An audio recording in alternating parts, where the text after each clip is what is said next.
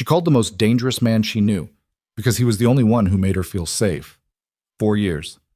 She kept her distance, kept it professional, kept herself convinced that what she felt every time Luca Moretti walked into a room was nothing more than gratitude, nothing more than loyalty, nothing more than the particular madness of working too close to a man like that for too long. Then Evan's hand connected with her face, and every wall she'd built came down in a single breath. Drop a comment below with the city you're watching from. I want to see how far this story has traveled. Hit like, subscribe, and don't you dare leave before the end. The rain came down hard that Tuesday in October, the kind of rain that didn't care about umbrellas or intentions or the careful plans people made to keep their lives intact. It came straight and cold and relentless, hammering the windows of the third-floor apartment on Caldwell Street where Serena Vale had lived for 2 years and which had stopped feeling like home sometime around last spring when she'd stopped being able to leave it without someone asking where she was going and when she'd be back, and who exactly she thought she was dressing like that for. She was standing at the kitchen counter when Evan came home. She heard his key in the lock and felt her shoulders rise before she could stop them. That was new. That involuntary flinch toward the sound of his key. Or maybe it wasn't new. Maybe she'd just gotten good at pretending it wasn't there. "You're still in that dress," Evan said. Not hello. Not how was your day. Just that. "You're still in that dress." Serena kept her back to him. She was pouring water into a glass, and she focused on that. The water, the glass, the simple mechanics of a simple task. Because if she turned around too fast, he'd read something into it, and she didn't have the energy tonight for whatever he'd read into it. "I just got home 20 minutes ago," she said. "Haven't changed yet. You've been wearing that since this morning." "Evan, I wore it to work. I wore it home. That's what people do." She heard him set his camera bag down on the floor, heard the particular weight of it, and then his footsteps across the hardwood. He moved the way he'd always moved, quietly, deliberately. And there was a time when she'd found that quality in him appealing. Now it made the back of her neck prickle. "I saw you today," he said. She turned then. She couldn't help it. He was standing 5 feet away, still in his jacket, rain damp at the shoulders, his face arranged in that careful neutral expression that she had learned over the last year meant the opposite of neutral. "You saw me." Coming out of the Meridian building, with him. The Meridian building was where Moretti Group had its offices, where Serena had worked for 4 years, where she spent approximately 50 hours of every week. Luca Moretti was her employer, her boss, the man whose calendar she managed, whose contracts she coordinated, whose operational logistics she had spent 4 years becoming indispensable to. "I work there," she said. "I come out of that building every day." "You were laughing." She stared at him. "Evan, you were laughing with him, standing on the sidewalk. You touched his arm." The glass was still in her hand. She set it down carefully on the counter because she was suddenly aware of how much she wanted to throw it. And she was not that person. She had never been that person, and she wasn't going to become that person because of whatever this was turning into. "He said something funny," she said, and her voice was steady, and she was proud of that steadiness, even though every word felt like it was being dragged out of gravel. "I laughed. I touched his arm for approximately 1 second. He's my boss, Evan. That's it. That's the entire story." "That's not how it looked." "I don't know what to tell you about how it looked. I can only tell you what it was." "You never laughed like that with me." There it was. Under all the surveillance and the accusations and the carefully constructed architecture of suspicion, there was always that. The wounded center of it, the thing that made her feel guilty, even when she'd done nothing, even when she had examined her own conscience so many times that the examining had become its own kind of exhaustion. "We don't laugh much anymore," she said quietly. "I've noticed that too." Something shifted in his face. She'd learned to watch for that shift, the way his features would reorganize themselves when the wounded center got too close to the surface and the defensiveness came rushing up to cover it. "Because you're always somewhere else," he said. "Even when you're here, you're somewhere else." "Evan, I'm tired. I worked 11 hours today. Where were you Thursday night?" She blinked. "What?" "Thursday night. You said you were working late, but Marcus saw you at Calloway's, the bar on 5th. Marcus. She cataloged that. Marcus was Evan's friend from college, a quiet man with small eyes who'd always made her vaguely uneasy, and whom she now understood had been providing Evan with some kind of informal geographic surveillance of her movements. "I had drinks with Helena and Priya after we finished a proposal," she said. "They're my colleagues. You've met Helena. You didn't tell me." "I didn't think I needed to file a report." His jaw tightened. "Don't be like that." "I'm not being like anything. I went to a bar with 2 women I work with. We had 2 rounds and I was home by 10. You were out late yourself that night, as I recall, and I didn't ask you for a detailed accounting of your evening." "That's different." "How?" He didn't answer that. He never answered that because there was no answer to that that wouldn't expose the basic unfairness of the entire architecture. The tracking app he'd installed on her phone 6 months ago, the browser history he checked, the way her friendships had quietly suffocated under the weight of his vigilance until Helena and Priya were really the only people she had left. And even those friendships existed only inside the walls of work. "You need to quit," he said. She felt the air leave the room. "Excuse me?" "Moretti, you need to quit. Get another job. One where you're not working 60 hours a week for some guy who—" "Don't." Her voice came out harder than she intended. "Don't finish that sentence." "Serena, I have worked for Luca Moretti for 4 years. I built that career. I earned that position. I'm not quitting because you saw me laugh on a sidewalk. It's not just the laugh. Then what is it? Tell me exactly what it is, because I'm standing here trying to understand what I've actually done wrong, and I cannot find it." His face changed again. Later, she would try to identify the exact moment it changed, try to pinpoint the thing that pushed him past whatever internal threshold he maintained between cruelty and the simulation of reason, but she couldn't find it. It happened fast. One second she was looking at his face, and the next second his hand was around her wrist. Not gentle. Not the kind of grip that could be explained away as urgency or frustration, or the clumsy excess of emotion. His fingers closed around her wrist with specific, deliberate pressure, and he yanked her toward him, and something small and breakable inside her went absolutely quiet in the way that things go quiet right before something goes very wrong. "Evan," she said, and her voice surprised her. Calm, flat, the voice of someone operating on a frequency below panic. "You're not hearing me," he said. His face was close to hers now, and she could see the rain damp in his hair and the particular darkness in his eyes that she didn't have a name for but recognized. "You're hurting my wrist. I need you to hear me." "I hear you. Let go of my wrist." He didn't let go.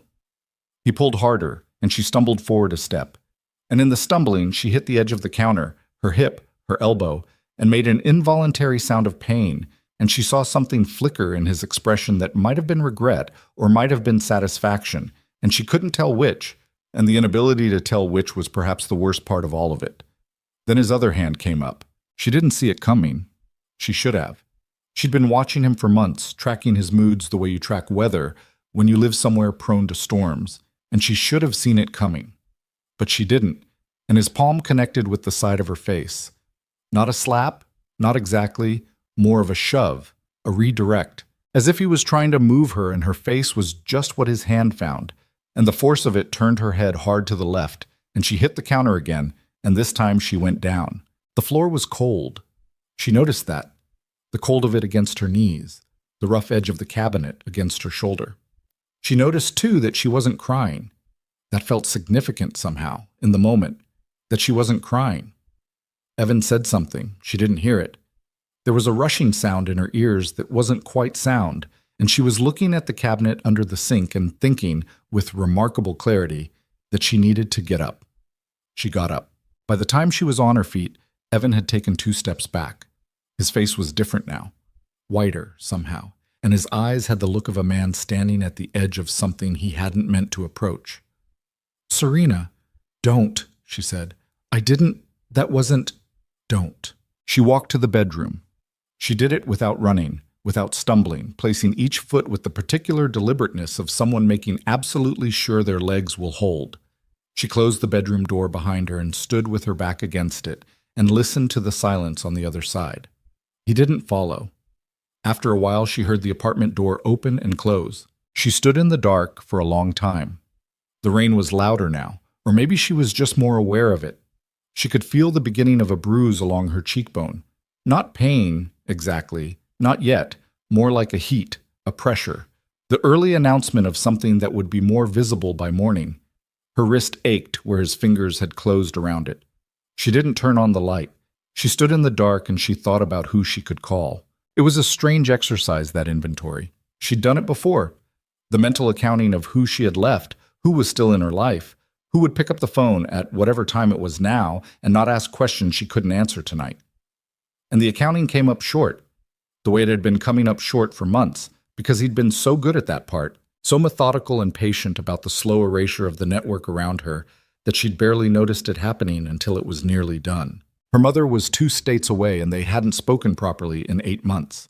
Not since the last time Evan had been in the room while she was on the phone, and she'd cut the call short rather than endure the 45 minutes of questions she'd face afterward. Her friend Cassidy had stopped calling after Serena had canceled plans 3 times in a row, and Serena hadn't been able to explain the cancellations, hadn't been able to say the actual reason, and the friendship had died quietly from lack of tending. Helena and Priya were colleagues first.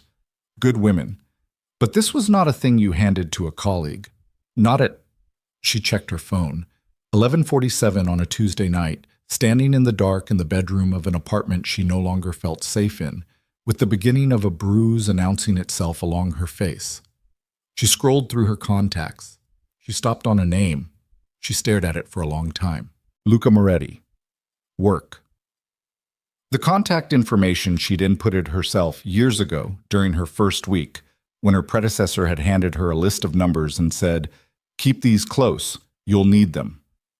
His personal cell was on there because she sometimes needed to reach him outside business hours, for contract emergencies, for schedule changes, for the particular category of crisis that didn't keep office hours.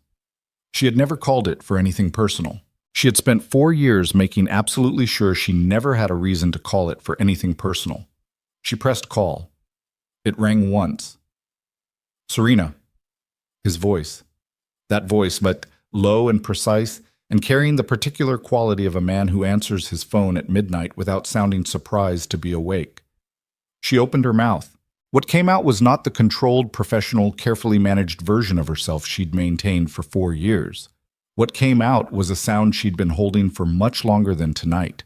A sound that had nothing to do with Luca Moretti specifically, and everything to do with 4 years of keeping herself together, and the particular way that effort collapses when you finally let one sound through. A breath, fractured at the edges. Silence. Then, "Where are you?" She told him. "Stay there," he said. "Don't open the door for anyone else. I'm coming." She sat down on the edge of the bed in the dark and waited and listened to the rain. He arrived in 19 minutes. She knew because she watched the time on her phone, not to measure him, but because watching the numbers change was something to do with her hands and her eyes and the parts of her brain that would otherwise have too much space to fill with the replay of what had just happened. The knock at the door was 3 times, quiet, deliberate. "It's me," he said. She opened the door. Luca Moretti was not a large man exactly, not the way that word usually worked.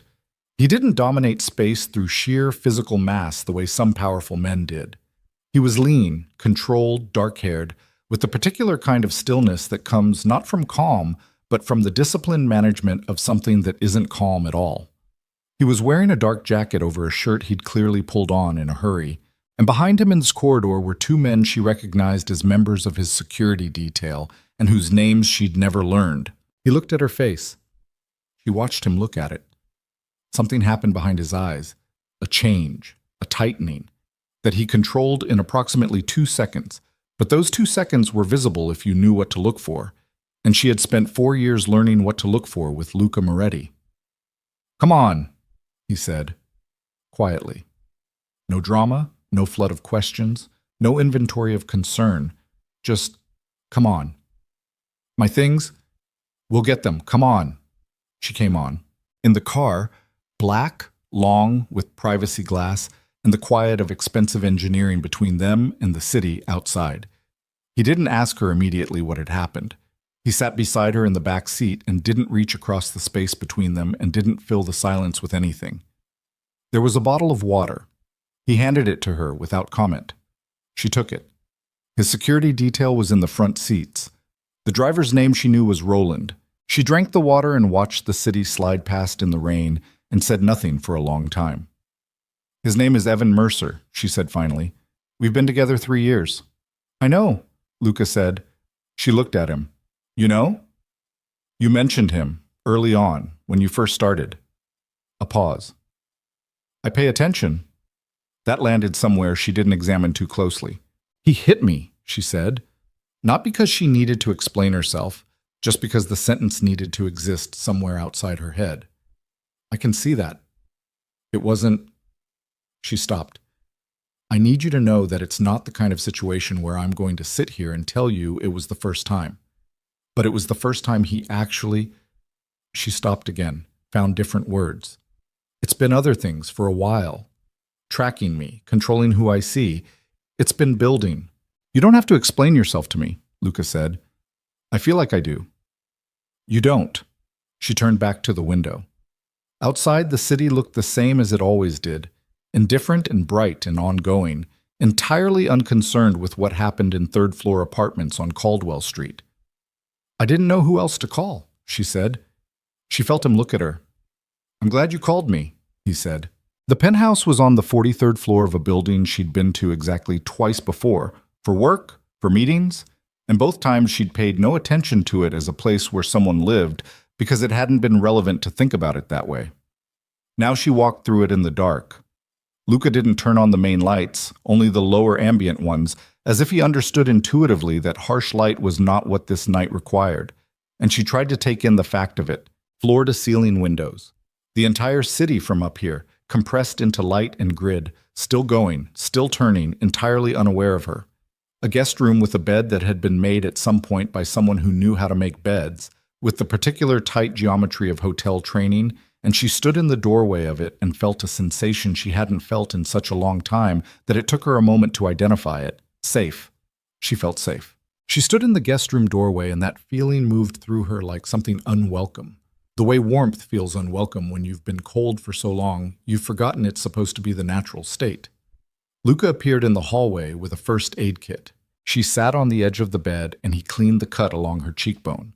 A small one, from the counter edge, with the efficiency of someone who had done this before, who had reason to own a well-stocked first aid kit, and she didn't ask about that. His hands were steady. He didn't speak while he worked. He was close enough that she could smell the rain in his jacket and something underneath it, something warm in particular, and she kept her eyes on the far wall. "Sleep," he said when he was done.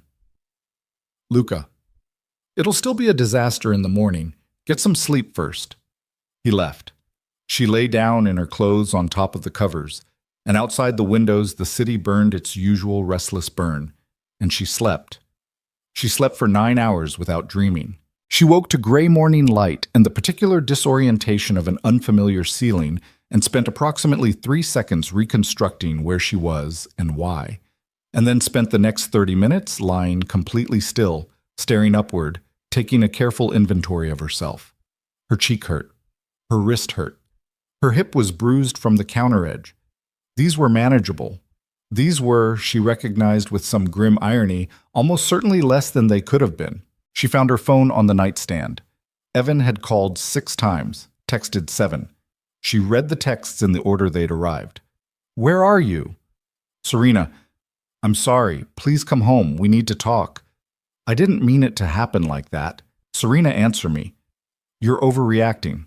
That last one. She read it twice. She set the phone face down on the nightstand and got up. The kitchen smelled like coffee. Luca was at the counter, jacket gone, shirt sleeves pushed up, looking at something on a tablet. And he looked up when she came in without the slight adjustment that most people made when they saw the bruise on her face, that small, involuntary flinch of discomfort. He just looked at her and said, "Coffee's there." She poured herself a cup and stood at the counter across from him, and they regarded each other for a moment. "He's been calling," she said. "I know. My team is monitoring the situation." "Your team. You called me from the number you called me from. It gets monitored." She supposed she should have found that unsettling. She found she didn't. "I need to go back for my things," she said. "And I need to go to work. And I need to figure out—" She stopped. "There's a lot I need to figure out." "Stay here for now," he said. "The apartment isn't safe until we know what he's going to do." I can't just... Serena. He set the tablet down. I'm not trying to manage you. I'm asking you, as someone who has some experience with volatile situations, to give it 48 hours before you go back to that apartment alone. That's all.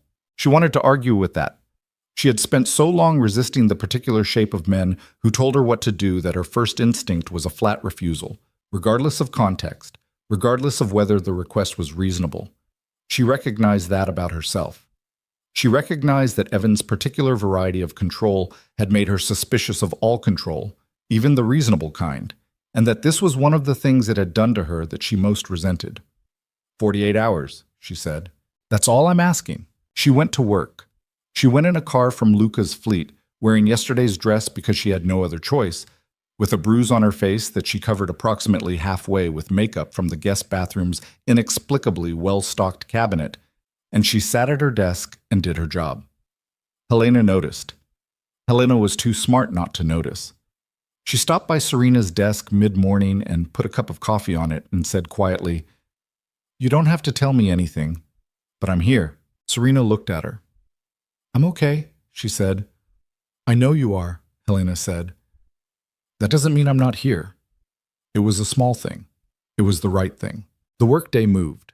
Contracts, calls, the particular logistics of a large operation with international reach that required constant management. Luca was in meetings for most of the day, and when she saw him in the corridor at 2 p.m, he asked with a single look whether she was all right, and she answered with a single nod, and that exchange contained more economy than most conversations she'd had in years. She was in her office at 4:30 when her phone rang. Unknown number. She answered. "Serena." Evan's voice. From a different phone then. "I need to see you." She looked at the wall, steady, steady. "No," she said. "Serena, listen to me." "No, Evan, don't call me from other numbers. Don't come to my building. I need some time and space right now, and I need you to respect that." "Space." His voice shifted. "You're with him, aren't you? You're at his..." She hung up. She sat for a moment with the phone in her hand, and she noticed that her hand was entirely steady, and that felt like something. Not triumph, too small for that, but something, a data point, a small specific evidence that she was still herself. She went to find Luca. He was in his office, still in the meeting she'd scheduled for 4, but his PA flagged her through, and she stood in the doorway until he concluded the call and looked up. "He called from a different number," she said. "He thinks I'm here with you. He'll escalate." Luca's expression didn't change. "Probably. I need to be smarter about this than I've been about everything else." Something shifted at the edges of his composure.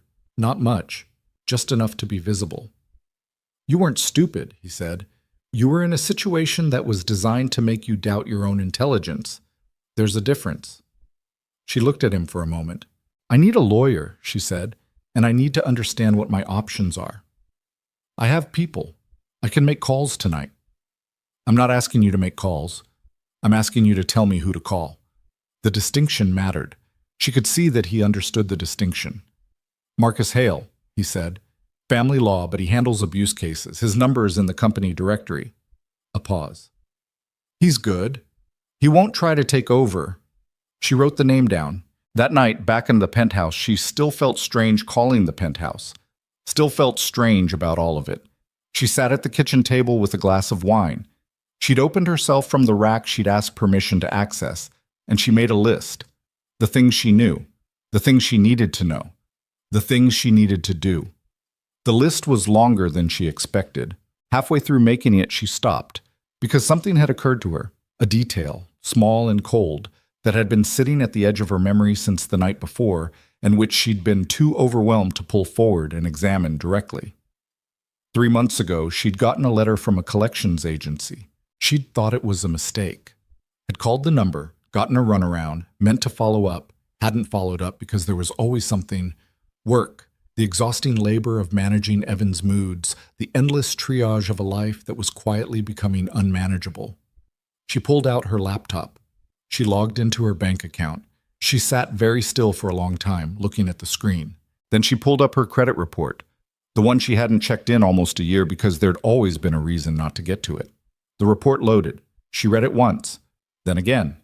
Then a third time, with the particular focused attention of someone who is looking for a different answer than the one they're getting. The answer didn't change. There were accounts on her credit report that she had never opened, credit cards she'd never applied for, a personal loan in her name from a bank she'd never used. The balances, the totals at the bottom of the screen, the aggregate of what someone had borrowed in her name and spent and left unpaid, added up to a number that made the wine glass feel suddenly precarious in her hand. She set it down.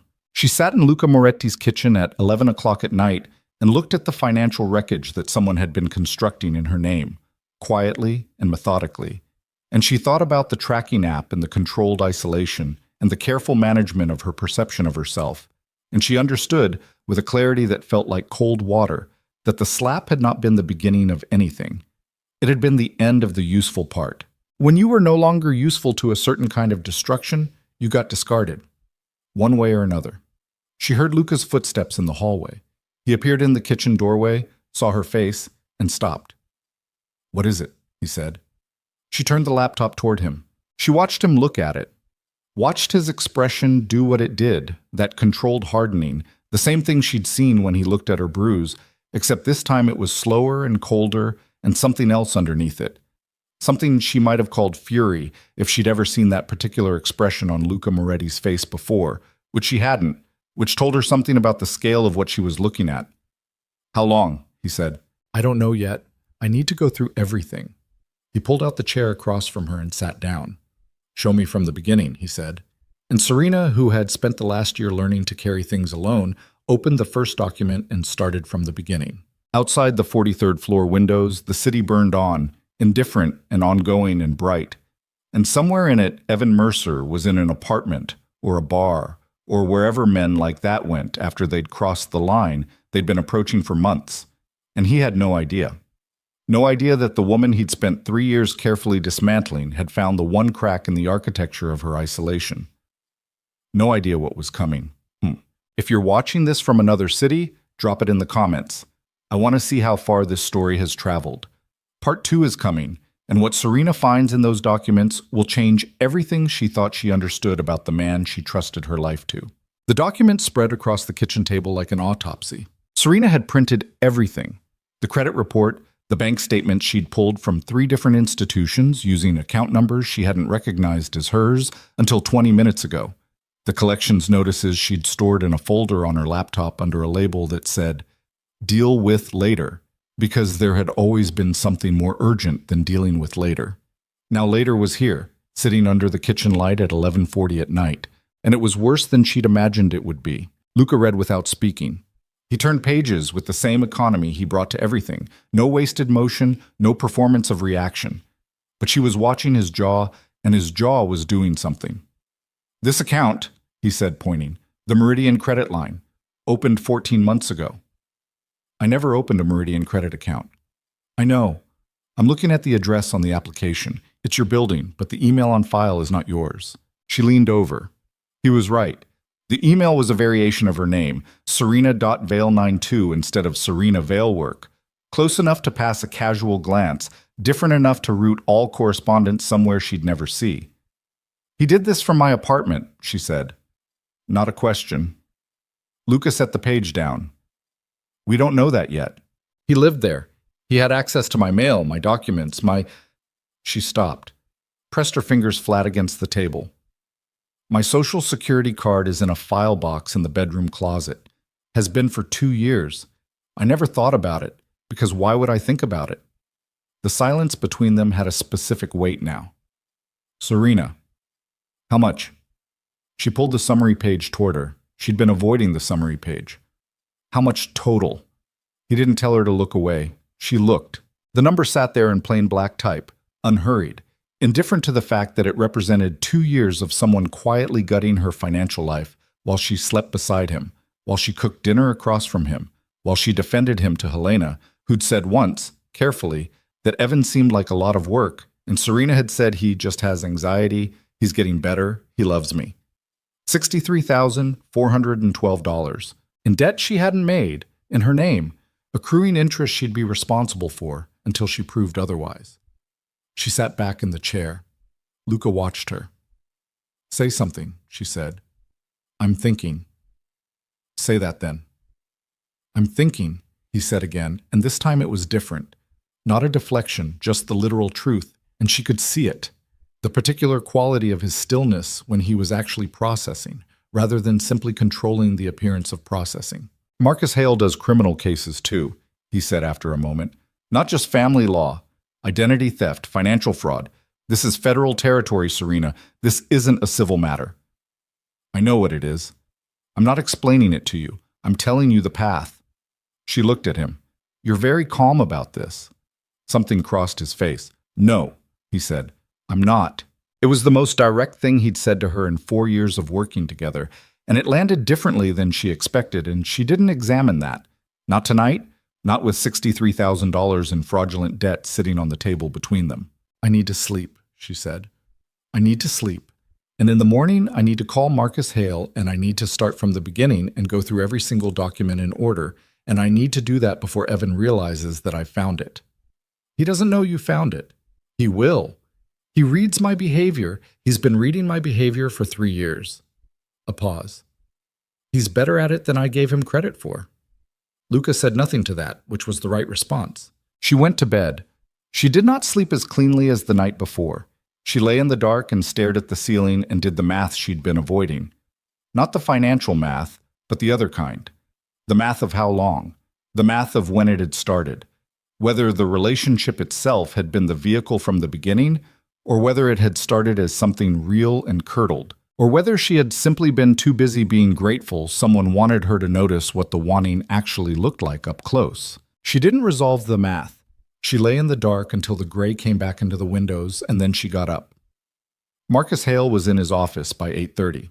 She knew because she called at 8:29, and he answered himself, no assistant, no voicemail, in a voice that said he was already 3 coffees into his morning. Luca called me last night, he said before she could introduce herself.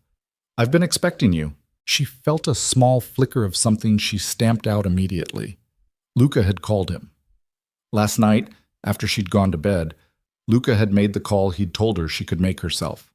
She filed that, addressed it later. Then you know the broad outline, she said. I know what Luca knows, which is probably not everything. Tell me the rest. She told him. She was precise about it. Dates, account numbers, the timeline as best she could reconstruct it, the collection's notices, the email variation, the social security card in the closet. Marcus Hale listened without interrupting, which she appreciated, and when she finished, he was quiet for 3 seconds. You need to file a police report today, he said. Not tomorrow. Today. I'll meet you at the 7th precinct at noon. Don't touch any of the accounts. Don't close anything. Don't alert him that you know. We want the full picture before we make any moves that tip him off. He'll figure it out. He'll figure it out when we're ready for him to figure it out. Right now, you're ahead of him and you want to stay that way. She arrived at work at 9:15 with the coffee she'd made herself in Luca's kitchen, wearing a blazer she'd asked Helena to bring her the previous afternoon in a bag left at the building's front desk. No explanation. Helena had packed 3 outfits, 2 pairs of shoes, and a note that said, "Call me when you can." No rush, and Serena had held that note for longer than made practical sense. Luca was already in his office.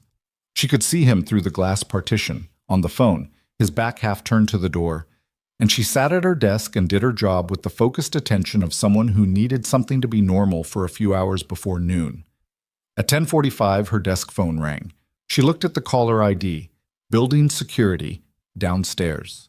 Ms. Vale, said the security guard, whose name she knew was Dimitri, there's a gentleman here asking for you, says his name is Evan Mercer. She felt the coffee turn to something colder in her stomach. Don't let him up, she said, and don't tell him what floor I'm on. He says he knows what floor you're on. I understand. Don't let him up anyway. She hung up. She sat for a moment. Then she walked to Luca's office and knocked twice and opened the door without waiting. He was off the phone. He looked at her face and said, What? He's downstairs. Luca's expression did the thing. Controlled, efficient, the visible management of something that was not calm. He reached for his desk phone. 2 calls, both short. When he was done, he said, Roland will take you to the precinct. Leave now. Use the service elevator. I'll deal with downstairs. You don't have to... Serena. His voice was even. Let me handle it. What are you going to say to him? Nothing worth repeating. A pause. Go. She went.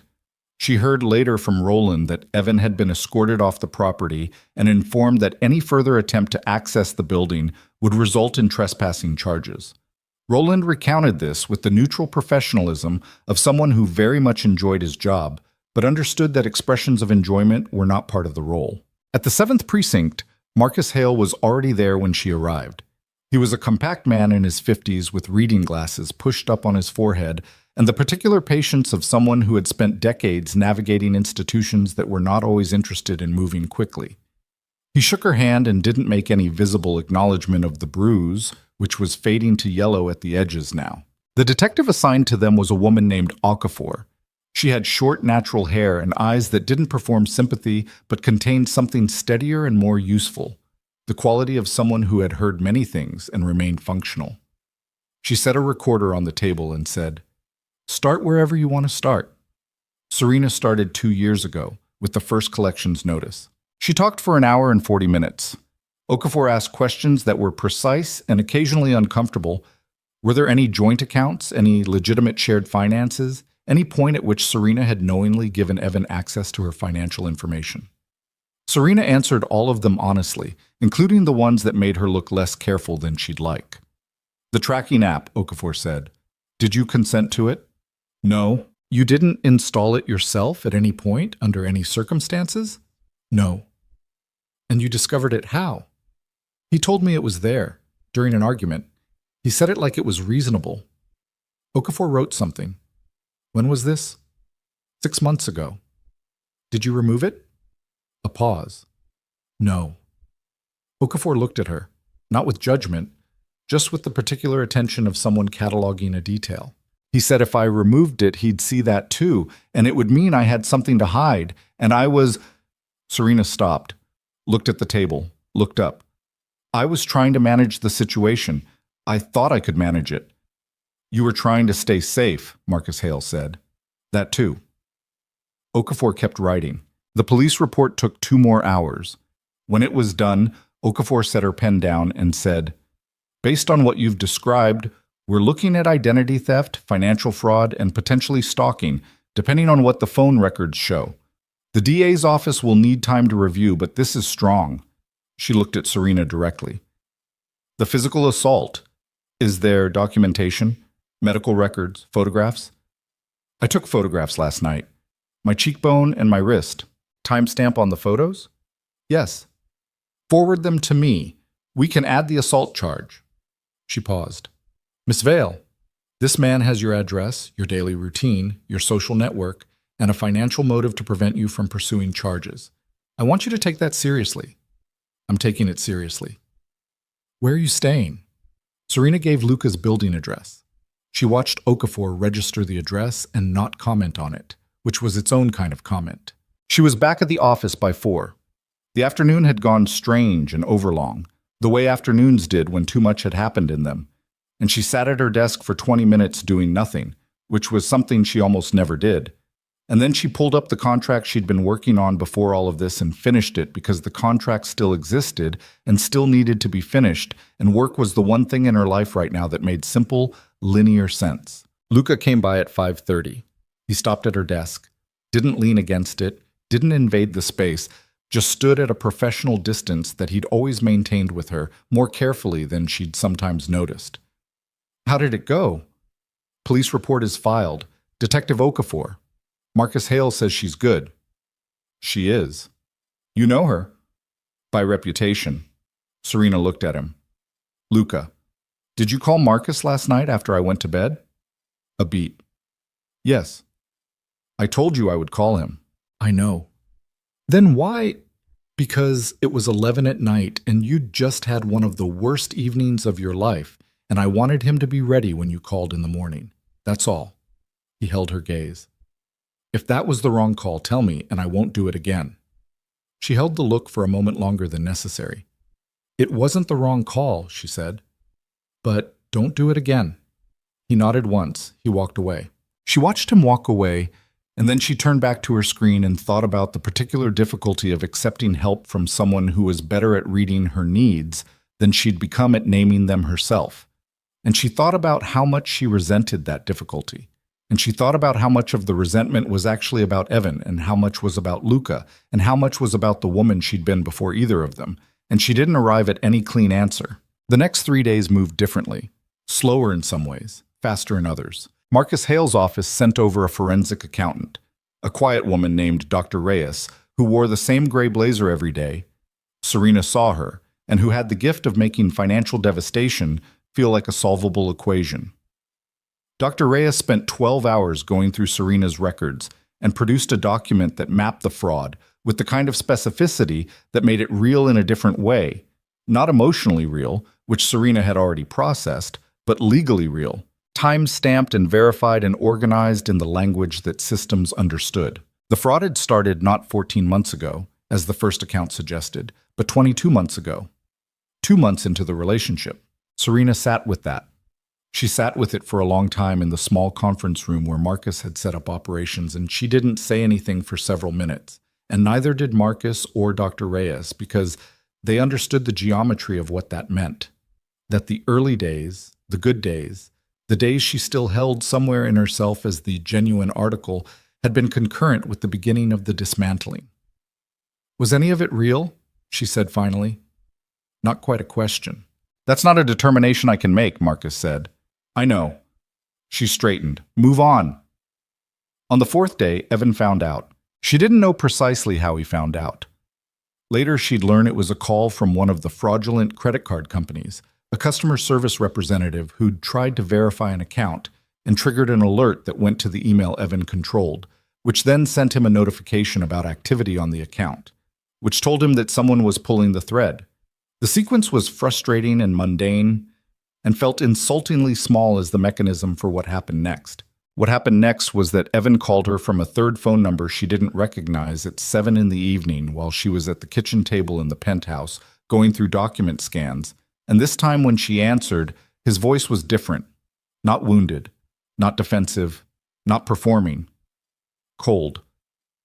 "You went to the police," he said. She felt her pulse shift but kept her voice level. "Yes." "You're making a mistake." "I found the accounts, Evan." Silence on his end. She could hear him breathing, and she focused on that, the sound of his breath, the pace of it, because that told her more than the words. "Those accounts are a misunderstanding," he said. $63,000 is a misunderstanding. "I was going to pay it back, all of it." "With what?" "Serena, with what money? From what income?" "Because I've been looking at these accounts for 4 days and I cannot find a single payment toward any of them. Not one, in 22 months. The breathing changed. She heard it change. "You've been going through everything," he said. "Yes." "How long have you been planning this?" The question landed oddly, as if she were the one who had been planning something, as if the architecture of harm here were a matter of perspective. "I'm not planning anything," she said, and her voice was very steady. "I'm responding to what I found. You're at his place, aren't you?" "Not a question." "You went to him with this." "I'm handling my own situation." "You've been in his building for 4 days. You think I don't know that?" She looked at the window, the city outside, the 43 floors of distance between her and the street. "Evan," she said, "don't do anything that makes this worse for you. For me." He laughed, and the laugh was the most frightening thing she'd heard from him yet, because it had no performance in it. It was genuine. "You've already decided, haven't you? This whole thing is already decided. You just needed something to hang it on." "I found $63,000 of fraudulent debt in my name. I didn't need to find anything. You handed me everything I needed." "I'll tell them it was consensual," he said. "I'll tell them you gave me permission, joint finances. We were building a life together. It's your word against mine." "It's my word and 22 months of documented transactions against yours," she said, "and a forensic accountant, and a detective, and an attorney." The silence on his end was different now. She could feel it differently. A recalibration, the specific quality of someone running the math on a situation that has shifted under their feet. "I love you," he said, and the shift was so sudden and so complete that she felt a physical reaction to it, a cold sweep down her back, because she recognized that shift from years of living with it. The pivot, the attempt to change the weather. "I know you think that," she said. "Serena, don't call me again from unknown numbers. Don't call me at all unless it's through Marcus Hale's office." She paused. "I'm done, Evan. I'm done being the person in this situation who doesn't know what the situation actually is." She hung up. She set the phone down on the table and pressed both hands flat against the surface and breathed. In, out. The city burned in the windows. Her hands were shaking, but not with fear, she checked. She took a careful internal accounting and confirmed it was not fear. With the specific adrenaline of having said a true thing in the direction of a person who had spent years building a structure designed to prevent her from saying true things. She heard Luca's footsteps in the hallway. He appeared in the kitchen doorway. Read her immediately, the way he always read her, that specific and infuriating accuracy. "He called," she said. "I heard." "The walls aren't that thin." "I was in the hallway." She looked at him. "Were you listening in case I needed—" "Yes," he said, and the directness of it stopped her. She looked at her hands, still flat on the table. "He's going to fight it," she said. "He's going to say it was consensual. He's going to make it as ugly as he can. Let him." Luca came into the kitchen, moved to the counter, poured 2 glasses of water without asking, set one in front of her. "That's what trials are for. It could take a year, more. Probably. And you're just—" She searched for the right framing. "You're fine with me being here for a year." He looked at her steadily. "I don't want you anywhere else." It was the most unguarded thing he'd said. She could see that he knew it, the slight recalibration after the words, the awareness of having said something that crossed a line they'd both been careful about. He didn't take it back. He didn't explain it. She picked up the glass of water, drank, set it down. "I'm going to beat this," she said. "All of it. The charges, the debt, the whole thing. I'm going to build the case, and I'm going to stand in front of a jury, and I'm going to watch him lose." "I know," Luca said. "And I'm going to do it myself." "I know that too." She looked at him. He looked back. "But I'll let you make the calls in advance," she said, and there was something in it. Not quite humor, not yet. The wound was too fresh for humor, but the shape of what humor might eventually look like once the wound was something she could carry rather than something that was carrying her. Luca said nothing, but something shifted at the corner of his mouth. She went back to the documents. Outside the windows, the city was indifferent and bright and ongoing, and somewhere in it Evan Mercer was recalibrating, and that recalibration would eventually produce a move, and the move would come, and when it came, she needed to be ready. For the first time in 3 years, she believed she would be ready.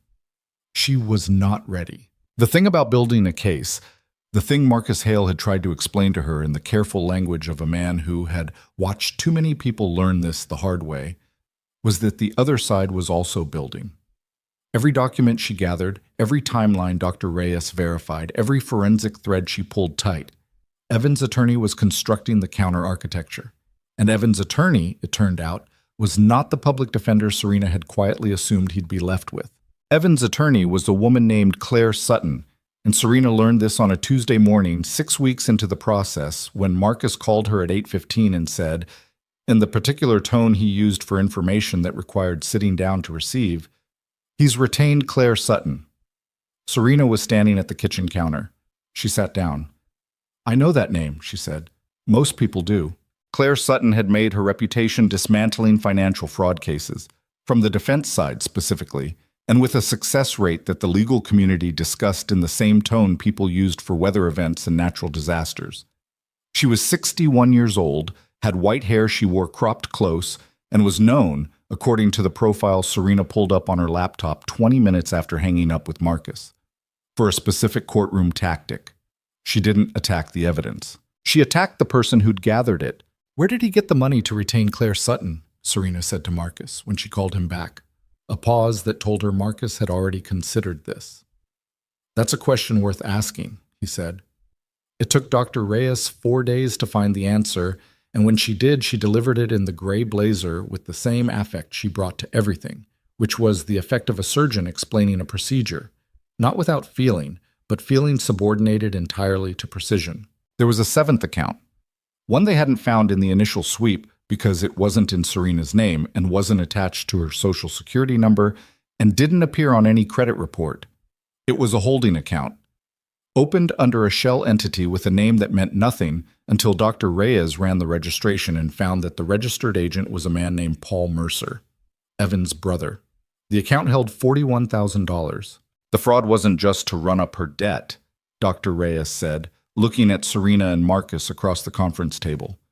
He was liquidating, converting, taking the money out of the fraudulent accounts in cash withdrawals and small transfers and moving it into this holding account over time. The debt was left in your name. The money was moved somewhere he could access it when he needed it. Serena looked at the table. He planned to leave, she said. At some point, yes. The debt was the residue. What got left behind. She looked up. He was going to disappear, leave me with $63,000 of debt and no explanation and just go. Dr. Reyes said nothing, which was its own answer. Marcus said, "This actually strengthens the case. Intent to defraud, premeditation. The shell account is—" "I know it strengthens the case." Serena's voice came out flat. She wasn't angry, or she was angry, but the anger was underneath something colder, some new and specific understanding that was still organizing itself into a shape she could hold. I understand the legal value. I just need a minute." She got up and walked to the window of Marcus's office, which looked out over a parking structure and not the city, which was fine. She didn't need the city right now. She stood at the window and she thought about the version of herself who had believed, even after finding the accounts, even after filing the police report, even in the first hours of understanding the scale of it, that there had been something real at the foundation, that whatever the fraud was, the relationship had been separate from it, that she had been loved, even badly, even destructively, but loved. She stood at the window and she let that version of herself finish dying. It didn't take as long as she expected. She turned around. "What do we do about Claire Sutton?" she said. Marcus folded his hands on the table. "We prepare for her. We document everything. We make sure every piece of evidence is so clean she can't find a fingerprint on it.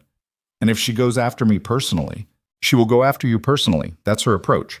She'll suggest you're vindictive, that you're using the legal system as a weapon in a failed relationship, that the financial access was consensual or at minimum ambiguous." He met her eyes. "We prepare for that too." "What does that preparation look like?" "It looks like you on the stand being completely unshakable." She held his gaze. "I can do that." "I know you can," he said. "I've been watching you for 6 weeks."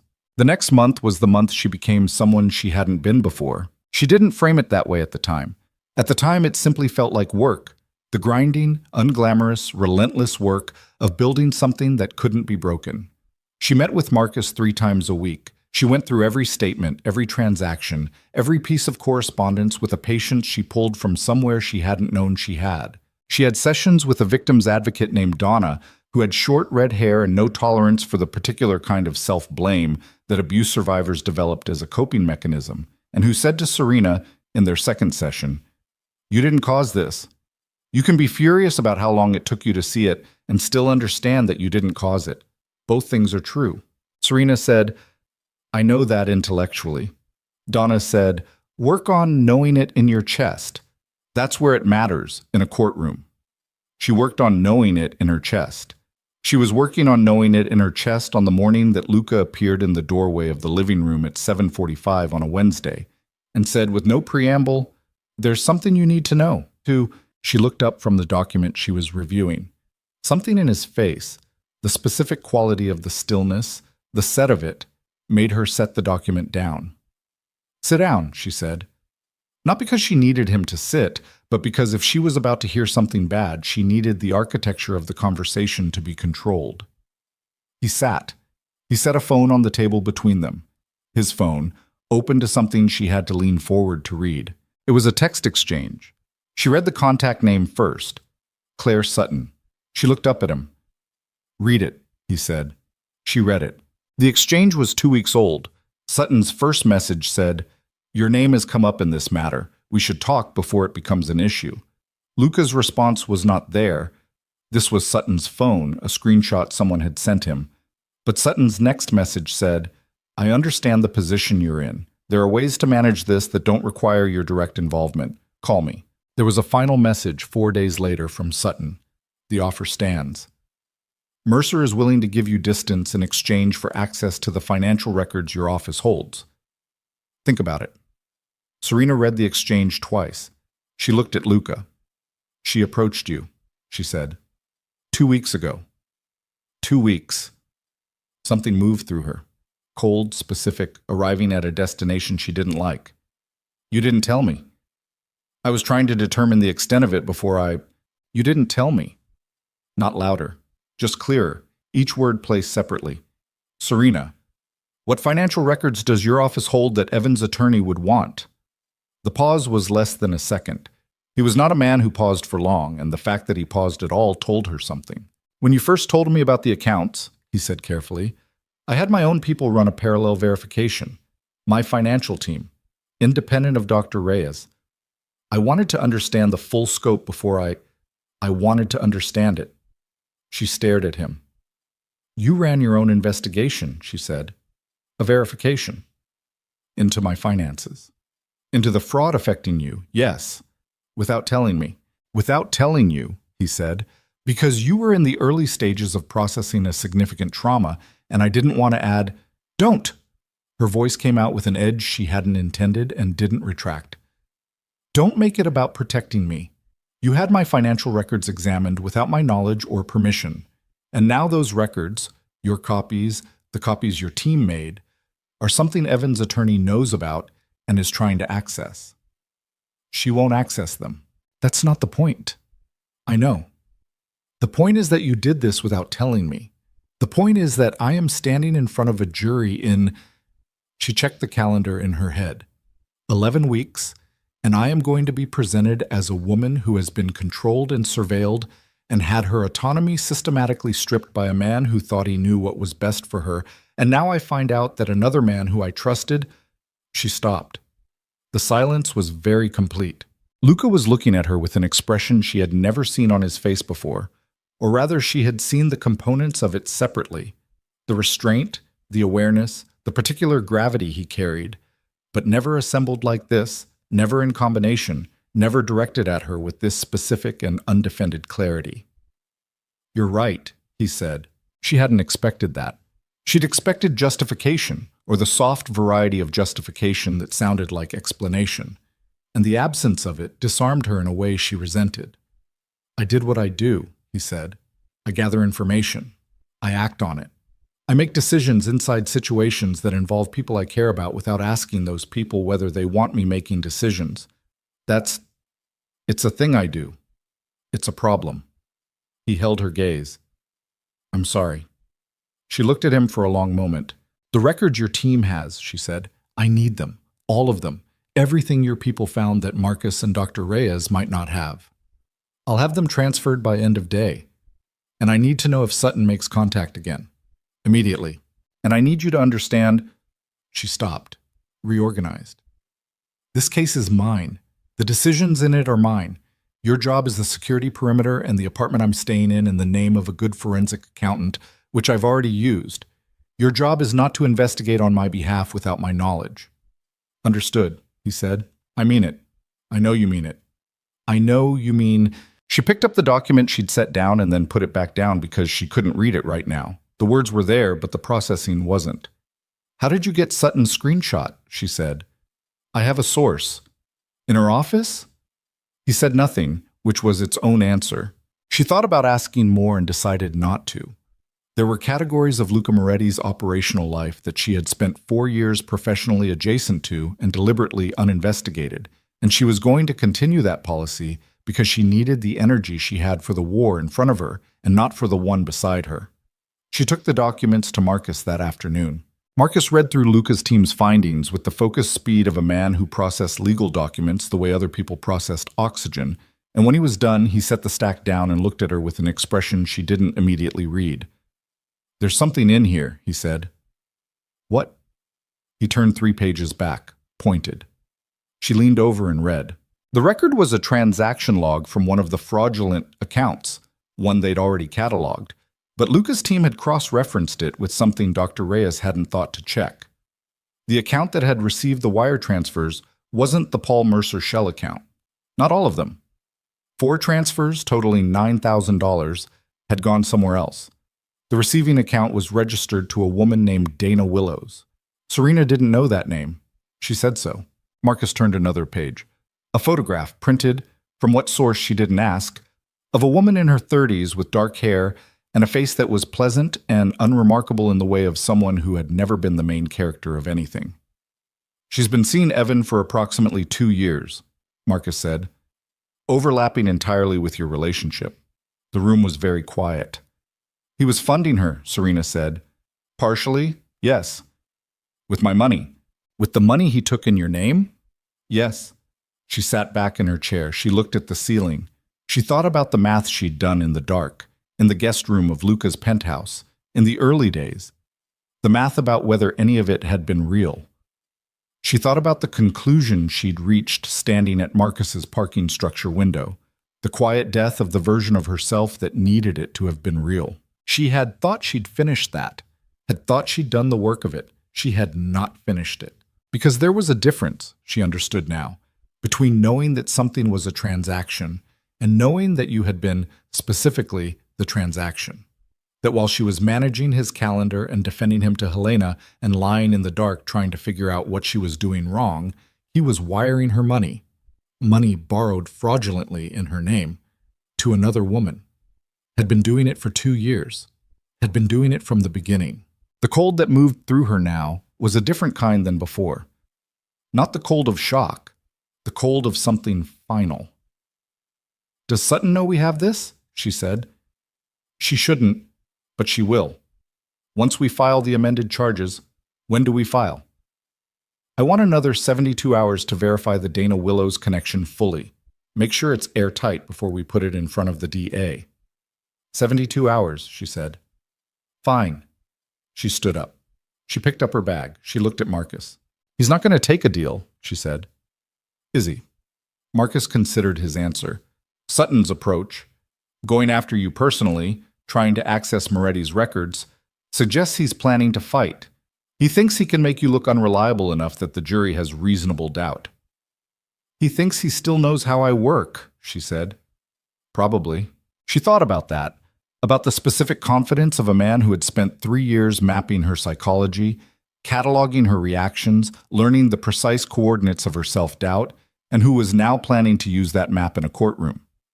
The map was out of date. She walked out of Marcus's office into the afternoon, into the ordinary business of the city moving around her, and she stood on the sidewalk for a moment, and she felt something shift in her chest.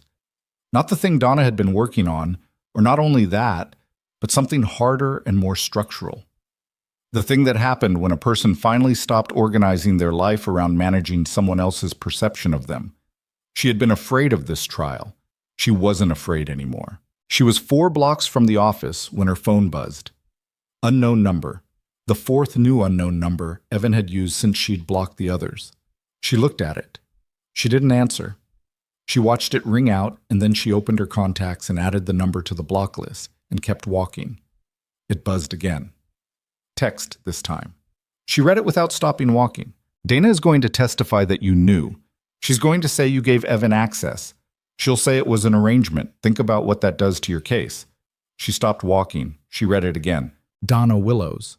Who Evan had been funding with Serena's stolen money, who was now apparently willing to stand in a courtroom and provide a false account that would reframe the entire case, transform Serena from victim to willing participant, from the person who had been defrauded to the person who had constructed the fraud. She stood on the sidewalk with people moving around her, and she thought, with clarity that surprised her with its temperature, about what it meant that he had planned for this. That Dana Willows was not a last resort, but a preparation. That somewhere in the last months, while Serena was building her case brick by careful brick, Evan had been building his, and his included a witness who would look at a jury and lie to a jury, and Serena would have no way to stop her unless she found something first. She called Marcus from the sidewalk. He has a witness, she said when he picked up. Dana Willows. He's going to put her on the stand to say the financial access was consensual. That I knew. Marcus was quiet for 2 seconds. When did you get this? Just now. Text from an unknown number. Forward it to me immediately. Don't delete it. Don't respond. A pause. Short. Controlled. Serena, this is actually a mistake on his part. How is this a mistake? Because he just told you his strategy. That means either he's panicking or Sutton doesn't know he sent that text, or both. She could hear him already moving, already recalibrating. Come back to the office. We have 72 hours and we just got a gift. She turned around and walked back the way she'd come. The 72 hours that followed were the most concentrated work of her life. Dr. Reyes found the receipts first. Payment confirmations showing transfers from the Dana Willows account back into a third-party platform, which then routed micropayments to a prepaid card registered to a P.O. box in Evan's name. Dana wasn't just a recipient. Dana had been returning a percentage, a cut, structured through enough layers to look like noise if you weren't looking specifically for it. She was being paid to testify. Marcus took that to the DA's office on a Thursday afternoon. Serena sat in the waiting area of the district attorney's building on a plastic chair and drank bad coffee and waited. And when Marcus came out 45 minutes later, his face told her something had changed. They're adding charges, he said. Witness tampering, conspiracy. The DA wants to move the trial date up. Up to when? 3 weeks. She absorbed that. 3 weeks instead of 11. 3 weeks to be unshakable. Okay, she said. Serena, I said okay. He looked at her for a moment with the expression she'd seen on his face only a few times before, something close to admiration, though he was too professional to name it. Okay, he said. The trial began on a Monday in January, when the city was iron gray and cold, the kind of cold that came in under doors and lived in your back and made everything feel harder than it was. Serena wore a charcoal suit she'd bought herself, alone, on a Saturday afternoon 2 weeks prior.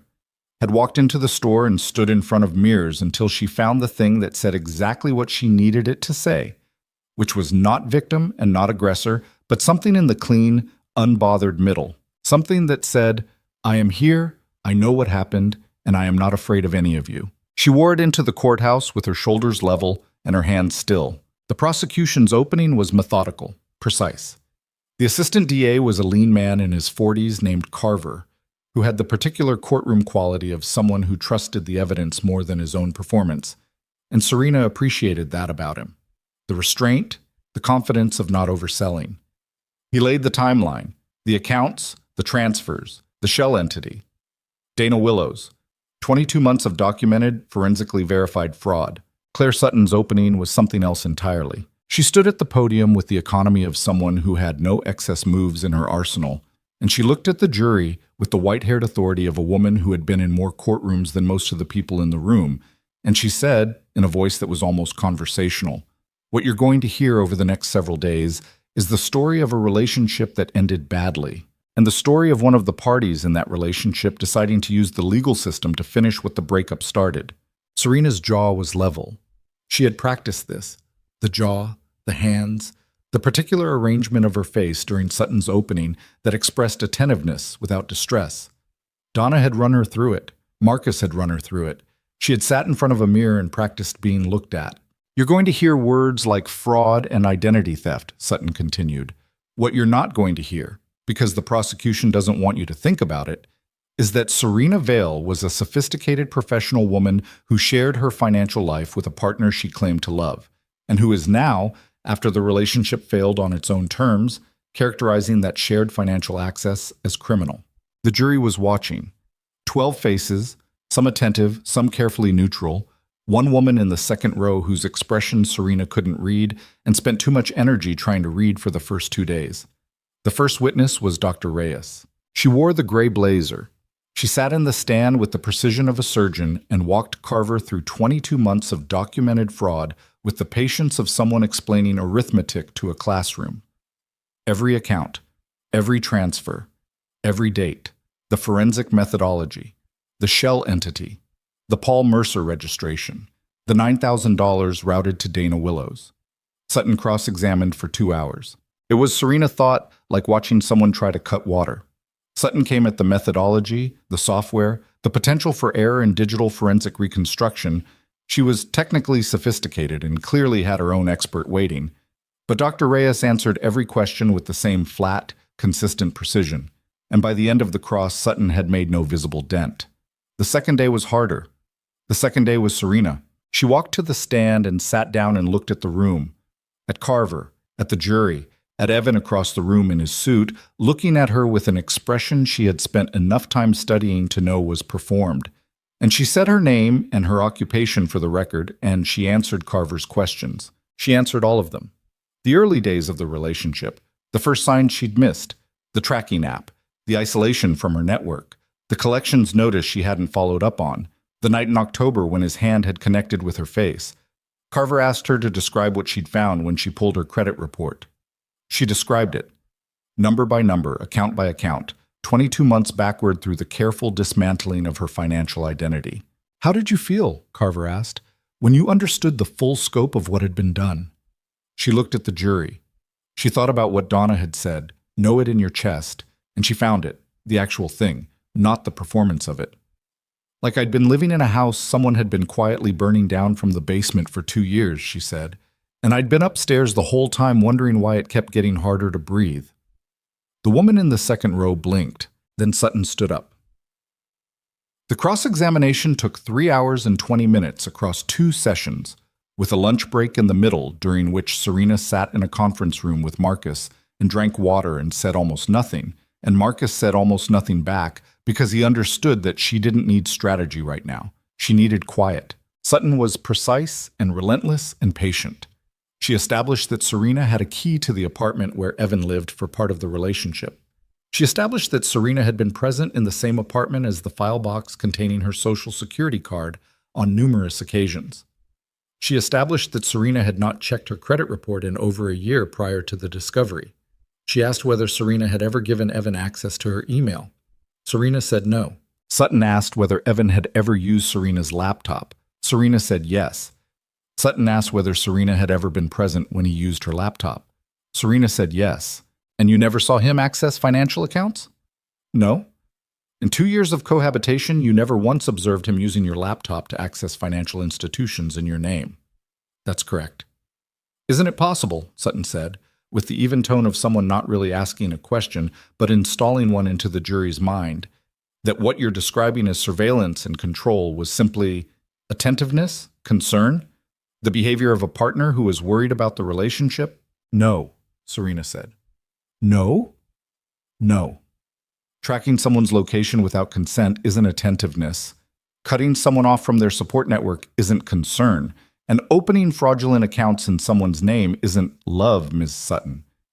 I understand that framing those things as ambiguous is your job, but I was there, and they weren't ambiguous." Sutton let a beat pass.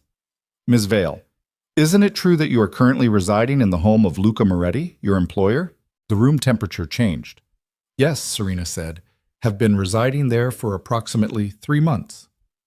"Yes." "And Mr. Moretti's company conducted its own financial investigation into the accounts in question, independent of law enforcement."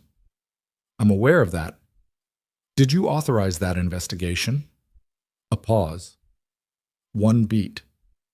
"I was informed of it after the fact." "So Mr. Moretti had your private financial records examined without your explicit authorization." Carver was on his feet. "Objection. Relevance.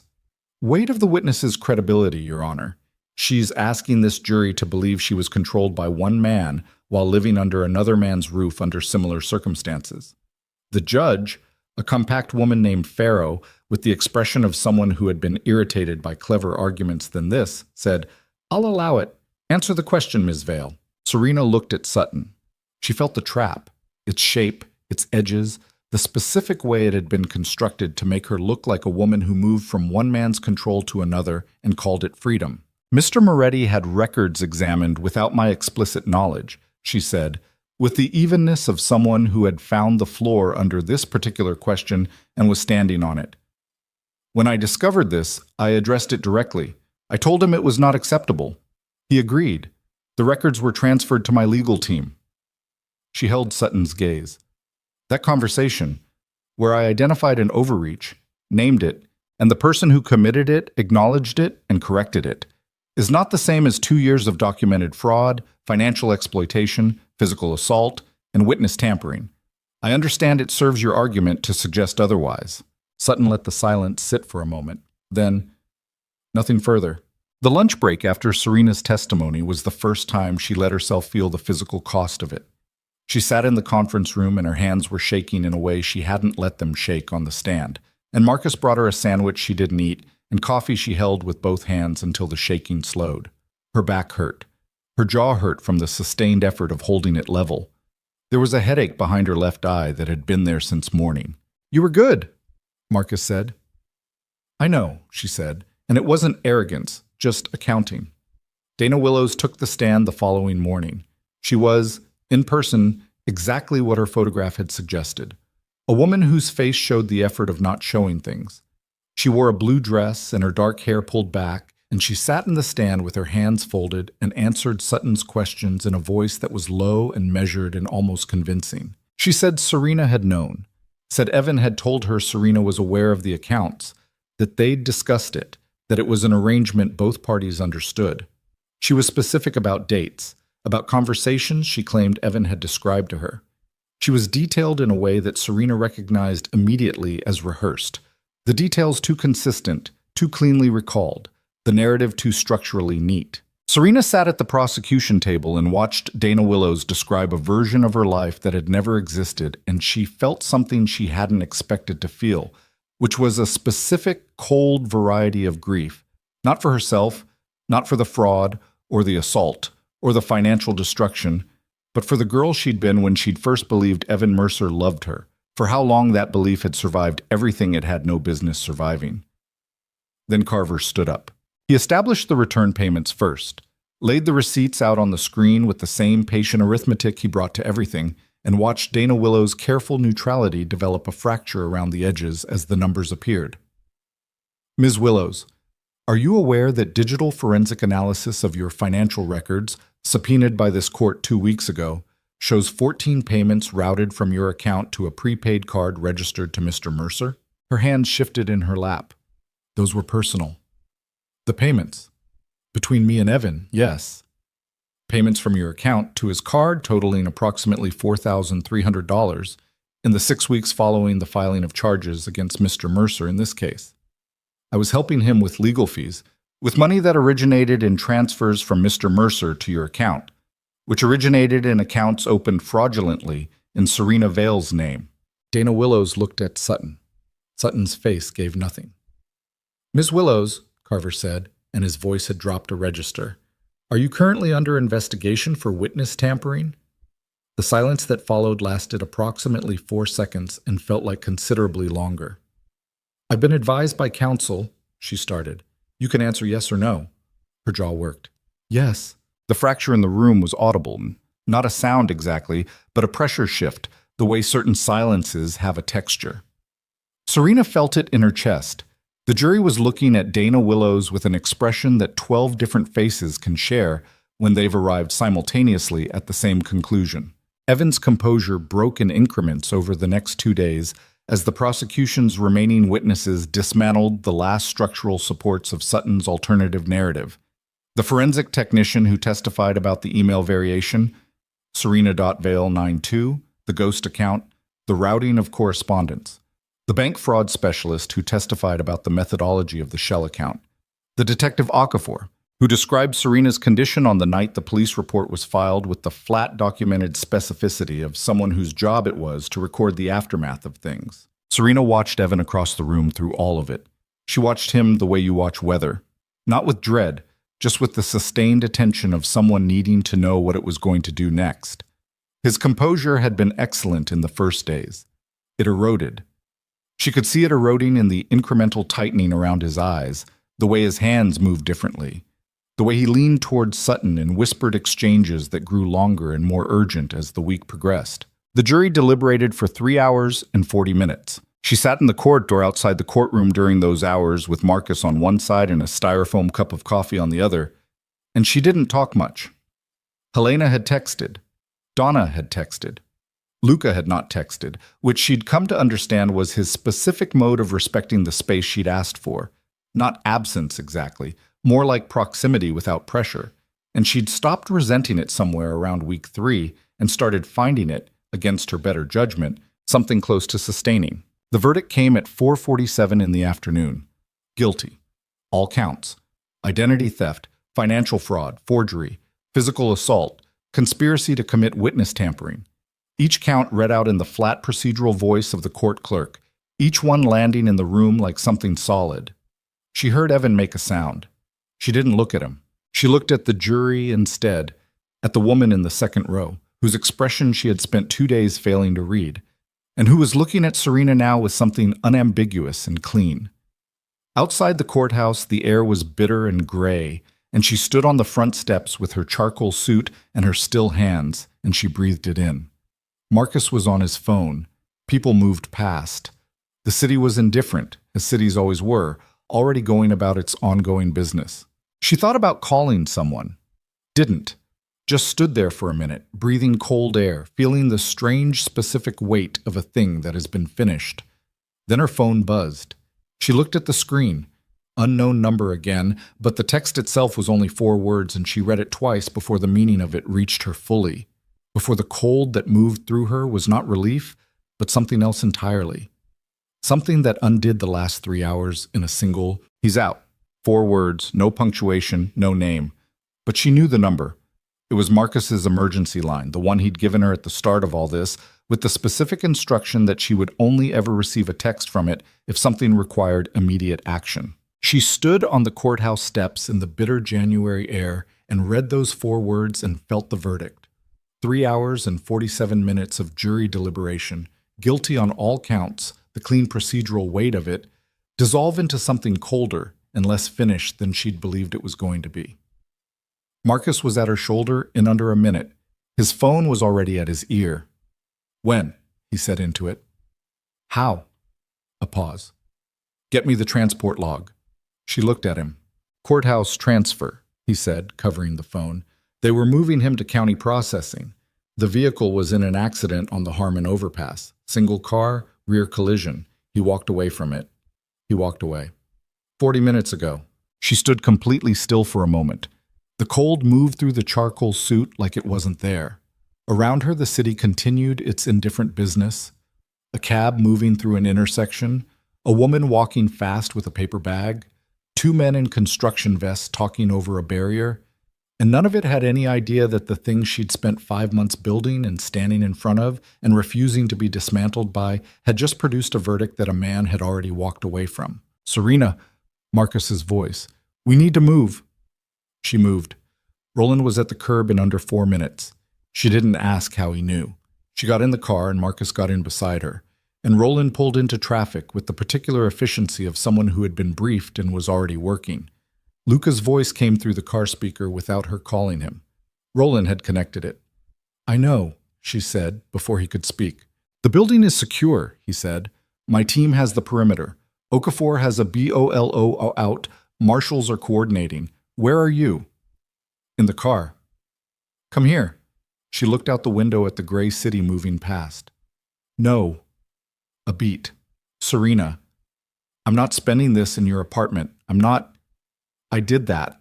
I did the hiding. I did the waiting for it to be over." Her voice was level. She was proud of the level. "I need to know what he's going to do, and I need to be somewhere I can think. You can think here. I can think better when I'm not protected quite so completely." The silence on the speaker had a quality she recognized. The specific quality of Luca Moretti deciding not to say a thing he'd decided to say. "Marcus is with you," he said finally. "Marcus is with me. I want Roland to stay on you." "Roland can stay on me." Another pause. "The marshals will want you in a secure location. The marshals can recommend. They can't require." She looked at the speaker as if she could look at him through it. "I'll call you when there's something to call about."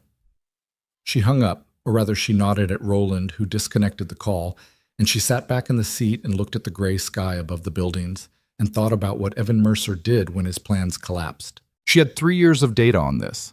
The tracking, the isolation, the fraud. None of it had been impulsive. All of it had been constructed over time with a patience that she'd mistaken for love, and which she now understood was simply the patience of someone for whom the outcome was worth the wait. Evan didn't act in rage. He acted in calculation, which meant he had a next move. She called Okafor directly. He hasn't made contact with any known numbers, Okafor said, without preamble. We're covering the apartment on Caldwell, his brother's address, Dana Willows' last known. We have his financial picture, so the account his brother held is frozen. The prepaid card is under watch. He has limited access to cash. He has 40 minutes on us, Serena said. I know. He's not going to run. He's not that kind of angry. She looked out the window. He came out of a traffic accident, and the first thing he did was not run. He's going to come for something. We're taking that seriously, Okafor said. Are you taking it seriously enough to have someone on Helena Marsh? A brief silence. Your colleague. He knows about her. He knows she matters to me. He's been watching my network for 3 years. He knows who's still in it. A pause. And Donna Reyes. My advocate. He'd know about her too, the same way he knew about everything. I'll get people on both, Okafor said, and the absence of argument in her voice told Serena that the detective had already been thinking along the same lines and was relieved to have it confirmed. She spent the next 4 hours in Marcus's office. She could have gone to a hotel, could have gone to the building Luca had offered, could have accepted the 43rd floor and the floor-to-ceiling windows and the particular feeling of safe that she'd learned over months to stop associating with weakness. But she needed to work, and working meant the documents, the files, the structured activity of doing something instead of waiting for something to be done to her. Marcus brought in sandwiches at 7. She ate half of one without tasting it. At 8:43, her phone rang. She looked at the screen. The name on it was Helena Marsh, and the call connected before she consciously decided to connect it, and what she heard in the first second. Background noise, movement, the specific acoustic quality of a person who was not in a safe place made her stand up from the chair with her whole body before her brain had fully processed the information. Helena. A breath. He's here. Low. Controlled. The voice of someone keeping the volume down on purpose. He came to my building. I didn't open the door, but he's in the hallway and he's... Don't open the door, Serena said. Helena, do not open the door. What floor are you on? 7th, Serena. I can hear him outside. Marcus was already on his other phone. She heard him say Okafor's name. Lock your bathroom, Serena said. Take your phone and go into your bathroom and lock the door. The door between you and the hallway is enough. He can't get through 2 locked doors quietly. Okay. A rustling sound. Movement. Okay, a knock. Through the phone, close and loud. Helena made a sharp intake of breath. Helena. Serena's voice dropped to the register she'd developed in the courtroom, the register that said, I am here, I am certain, do not deviate from this frequency. He's trying to make you react. Don't react, just breathe. Serena.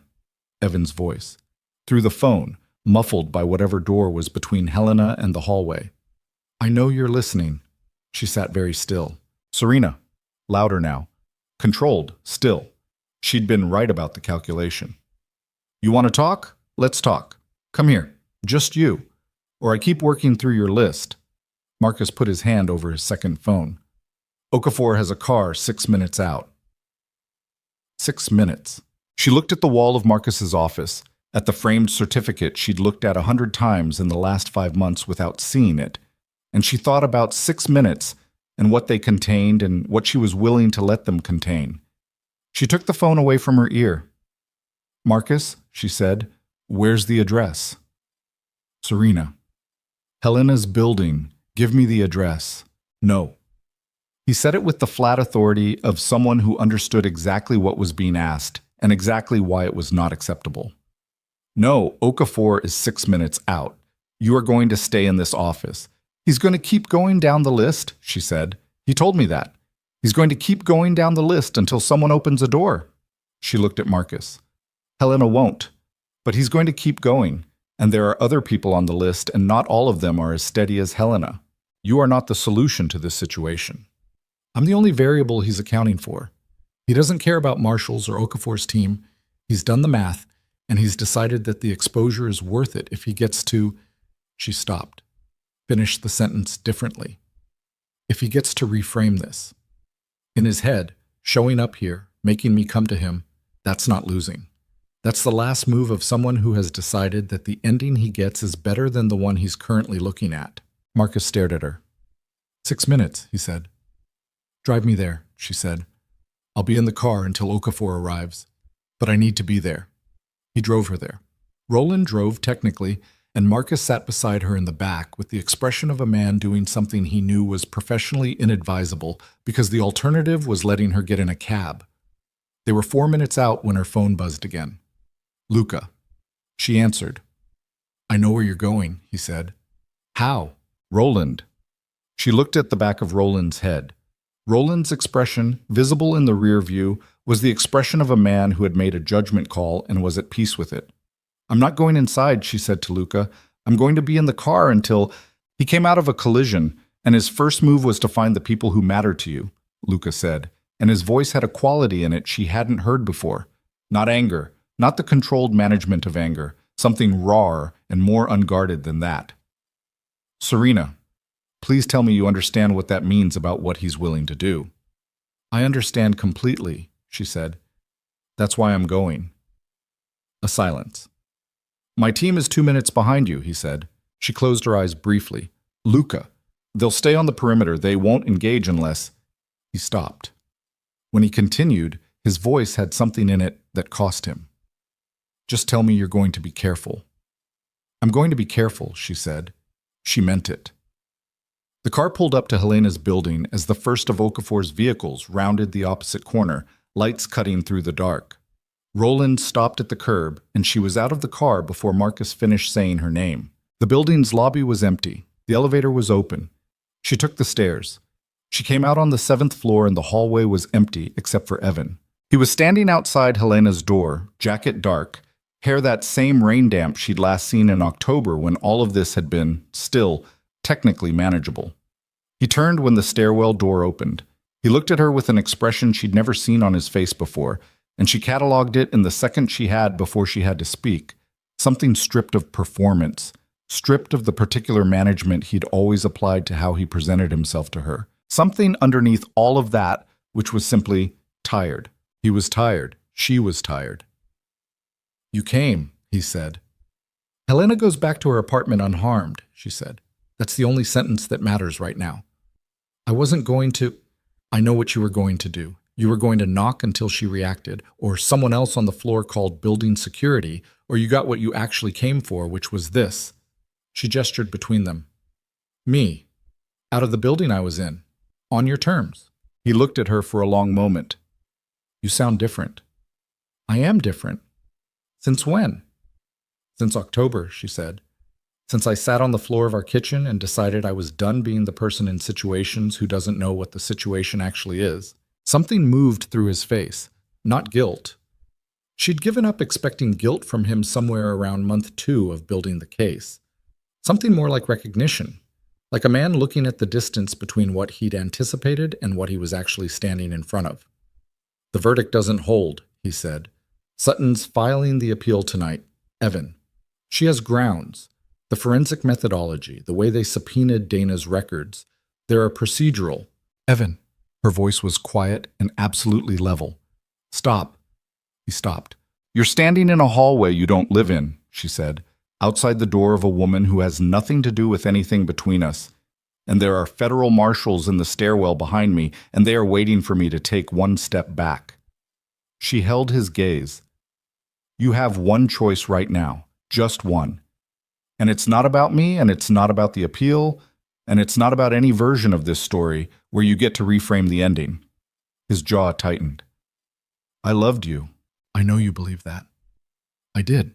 Whatever else happened, I did. She looked at him. She looked at him the way she'd learned to look at difficult things, without flinching, without rushing to look away, but also without letting the looking become more than it was. I know the part you felt was real, she said. That doesn't change the 22 months. That doesn't change the $63,000. That doesn't change Helena standing in her bathroom right now with her heart going 150 beats a minute because you decided her fear was a useful tool. She paused. The part that was real and the part that was destruction can both be true. I've had 5 months to understand that. You're going to have a lot longer. His hands, at his sides, opened and closed once. Behind her she heard the stairwell door. Mr. Mercer. Okafor's voice.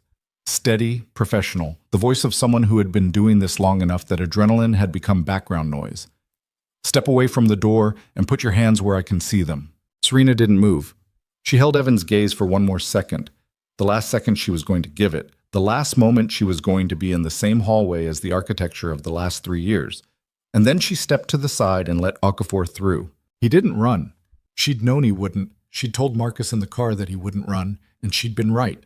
And being right about it felt like nothing at all, which was maybe the most accurate feeling she'd had about him in a long time. He put his hands up. He was cuffed efficiently, walked toward the elevator, and she watched his back until the elevator doors closed, and then she walked to Helena's door and knocked twice. "Helena, it's me. It's over." The lock turned. The door opened. Helena, still in her work clothes, her face doing the thing faces did after sustained fear, the particular recomposition, the effort of returning to a state that looked normal, looked at Serena for 1 second and then put her arms around her. Serena stood in Helena's doorway and let herself be held, and she did not cry because the crying had already happened, months ago, in increments, alone and otherwise, and what she felt now was not the shape of crying but something quieter and more complete. "I'm okay," Helena said into her shoulder. "I know," Serena said. "I know you are." The months that followed were not dramatic. That was the thing about Aftermath. It didn't have the shape of the thing that preceded it. It was ordinary and slow and occasionally boring and occasionally hard in the small, unglamorous ways that didn't translate to anything cinematic. She found an apartment across town, 3rd floor, east-facing windows that got morning light, a kitchen with the kind of counter space she'd always wanted and never had. She painted the walls herself over a long weekend in February with Helena, both of them covered in a color called Harbor Gray that had looked different on the swatch and which looked exactly right on the walls. She went back to work. The work was the same: contracts, logistics, the operational machinery of Moretti Group. And she was better at it than she'd been before, which surprised her until she understood the reason, which was that she was no longer spending a significant portion of her cognitive capacity managing the temperature of someone else's moods. The available bandwidth was remarkable. The appeal Sutton filed was denied in March. Evan began his sentence on a Tuesday. Marcus called her to tell her. She was at her desk. She thanked him. She went back to work. The debt was resolved through a combination of the asset recovery from the frozen accounts, the restitution order as part of sentencing, and a civil judgment that Marcus's office had pursued simultaneously. It took 8 months to clear in full. She watched the number decrease on her credit report the way you watched anything that had been wrong for a long time slowly become right, with a satisfaction that was real but quiet, without the drama you expected it to have. She started painting again. Not professionally. She'd painted in college, had stopped somewhere in her mid-20s when the time for it disappeared, and discovered when she picked it up again that she was worse than she remembered, and also that she didn't care. She painted on Sunday mornings in the Harbor Gray apartment with the east-facing light coming in and music playing and nobody asking her where she was going or when she'd be back. In April, she went to Portugal alone. 5 days. She walked along the coast of Cascais and ate grilled fish at a table outside and read a novel she'd been meaning to read for 2 years and slept 8 hours every night in a small hotel room with the window cracked. She brought back a ceramic piece she found in a market, rough-edged, uneven, the particular beauty of something made by hand without trying too hard to be beautiful, and put it on the kitchen windowsill where it caught the morning light. She was better. She was herself again, or rather she was a version of herself that had the same essential architecture as the woman before, but had been stress-tested in ways that changed the material. Not harder, exactly. More honest about where the weight was and where it wasn't. She thought about Luca occasionally. She thought about him the way she thought about all the things that had existed in the acute phase of the crisis, with gratitude that was real and complicated and not something she was in a hurry to act on. She saw him at work every day. They were, still and again, professional, careful. They had the same 4 years of working history and the additional layer of what the last year had been, and both of those things sat between them with the density of things that had been lived. He didn't push. He had never pushed. That was still, she thought, the most accurate thing she knew about him. She came into his office on a Thursday morning in May, wearing a sapphire blue dress she'd bought in Cascais from a shop on a side street where the woman behind the counter had held it up against Serena's coloring and said, In accented English, "This one, yes." She'd bought it without trying it on because sometimes you just knew. She closed the door behind her. Luca looked up from the desk. He looked at her the way he always looked at her, with the attention he brought to everything, nothing withheld. And then something shifted in his expression that had nothing to do with professional management. "That's new?" he said. "Portugal," she said. "I bought it in Cascais." He waited. He was good at waiting. He had always been good at waiting, and she had spent a long time understanding the difference between waiting as a form of control and waiting as a form of respect for someone else's timing. Luca's waiting had always been the second kind. She sat down in the chair across from his desk, not the chair she usually sat in for work, which was angled toward the window and the files, the chair directly across from him. "I owe you an apology," she said. He started to say something. She held up one hand. "Let me." She looked at him directly. "When you had the records examined, when I found out, I was right to be angry. I was right about what it was, and you were right to acknowledge it and correct it." She held his gaze. "But I also used it afterward. I used it as a reason to keep the distance I was already keeping, because it was easier to have a legitimate grievance than to look at what was actually in the way." He was very still. The particular stillness. "What was actually in the way?" he said. "I didn't trust myself," she said. "I'd spent 3 years having my own instincts systematically replaced with someone else's version of them. And my instincts about you were—" She stopped, found the honest version. "Loud, from early on.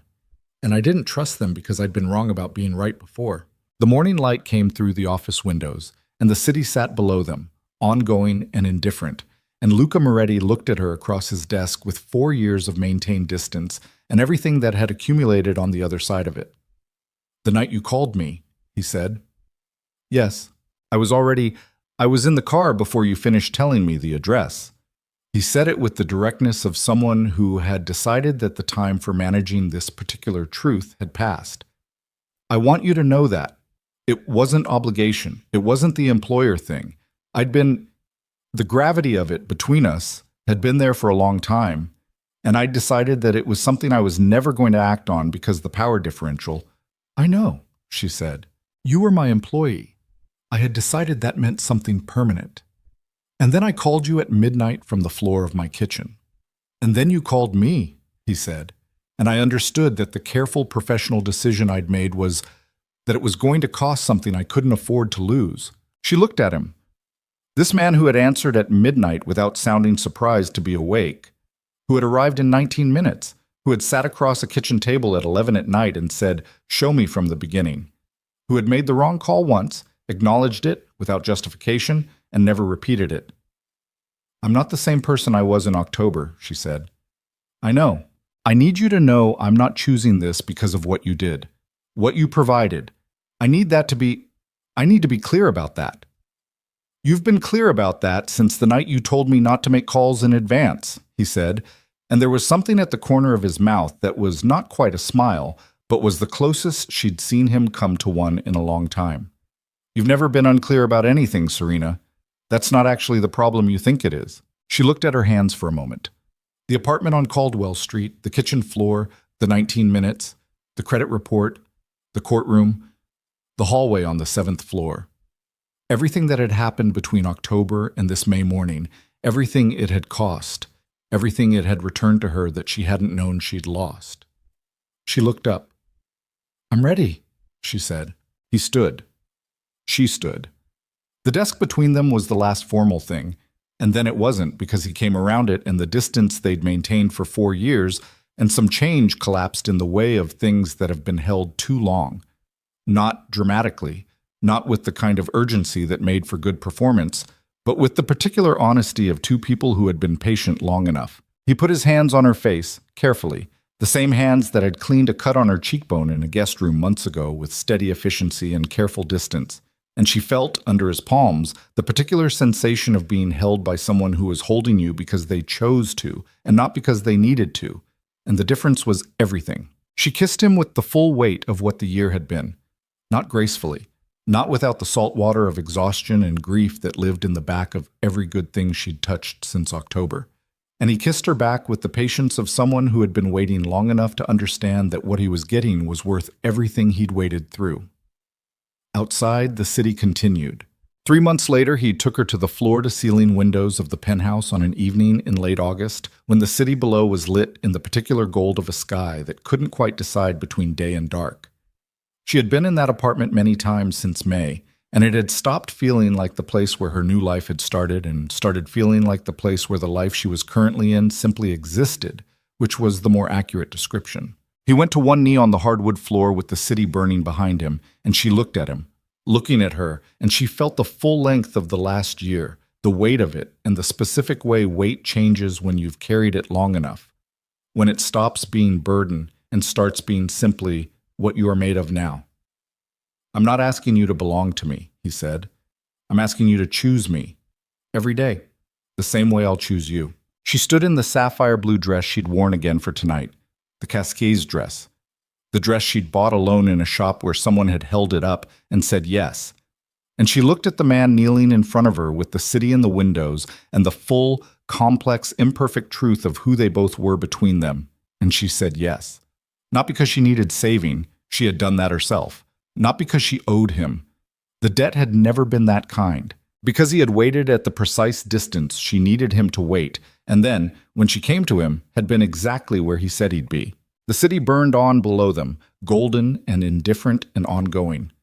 And Serena Vale, who had arrived broken on a rainy Tuesday in October with a bruise on her face and $63,000 of debt she hadn't made, who had built the case herself and stood on the stand herself and walked down a 7th-floor hallway herself when it wasn't over yet, stood in the late August light and understood that the greatest thing she'd ever recovered wasn't the money or her name or her credit or her standing. It was the knowledge that she had never, at any point, stopped being someone worth recovering. She held out her hand. He put the ring on it. Outside, the city continued, as cities do, unaware and burning, full of people in apartments and hallways and courtrooms and cars making the choices that would become the architecture of whatever they were going to be next. And that was enough. That was, in the end, exactly enough. Fade out.